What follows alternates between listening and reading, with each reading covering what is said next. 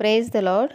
నేటి వాగ్దానము: బీదలను కటాక్షించువాడు ధన్యుడు. ఆపత్కాలమందు యెహోవా వానిని తప్పించును. కీర్తనల గ్రంథము 41వ అధ్యాయము 1వ వచనము.